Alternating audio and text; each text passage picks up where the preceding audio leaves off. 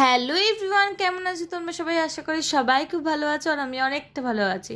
So দুর্গাপুজোর shopping তো সবার কিছু না কিছু হয়েছে, আমার বলতে গেলে কিচ্ছু হয়নি। আমি ফার্স্ট টাইম শপিং করতে গেছিলাম। তো আমি গেছিলাম জুডিওতে, সোদপুর জুডিওতে।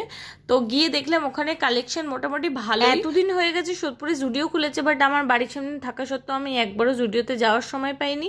তো ফার্স্ট টাইম গিয়ে আমি একবারে আপসেট হইনি, অনেকগুলো ভালো ভালো কালেকশন ছিল আর তারই মধ্যে থেকে কতগুলো ড্রেস আমি চুজ করে আবার ট্রায়ালও দিয়েছিলাম, যেখানে প্রত্যেকটা ড্রেসই আমার ভীষণ ভালো লেগেছিলো আর আমি সবকটাই নিয়েছি, একটাও ছাড়তে পারিনি গাইস।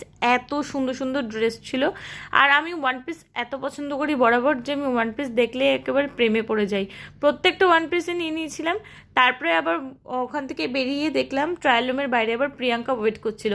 সৈকতের বন্ধুর সাথে সৈকতের দেখা হয়ে গেছিলো আর আমার বন্ধুর সাথে আমার দেখা হয়ে গেছিলো, বেশ মজা হয়েছিল। তারপরে ওখানে গিয়ে দেখলাম বিলিং কাউন্টারে একবারে পুজোর লাইনের মতো লাইন পড়েছে।